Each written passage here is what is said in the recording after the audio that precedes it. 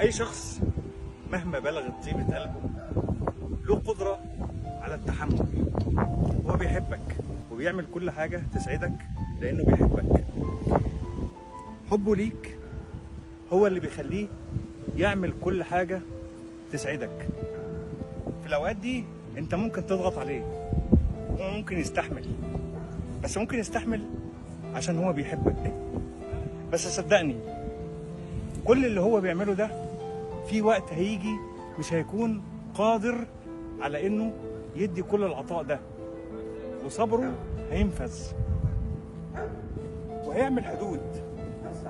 ساعتها هتلاقي نسخة تانية من الشخص ده، لان انت ضغطت عليه كتير جدا ووصلته لمرحلة من المراحل هو ما كانش يحبها معاك. هو كان مستحملك عشان الود والمشاعر والمودة اللي بينكم. صدقني هتدور على الشخص ده في يوم من الأيام هتلاقيه، وهتلاقيه بنفس طيبته وبشاشته، وهتلاقيه زي ما هو ما اتغيرش، بس هيتجاهلك وهيتحاشاك. وهو ده رده على كل الأذى النفسي اللي انت سببته له. هو ده رد الطيبين.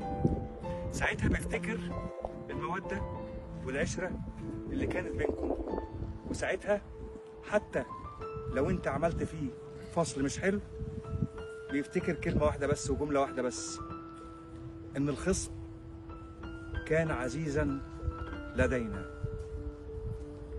بس كده يا غالي، اشوفك بكل خير.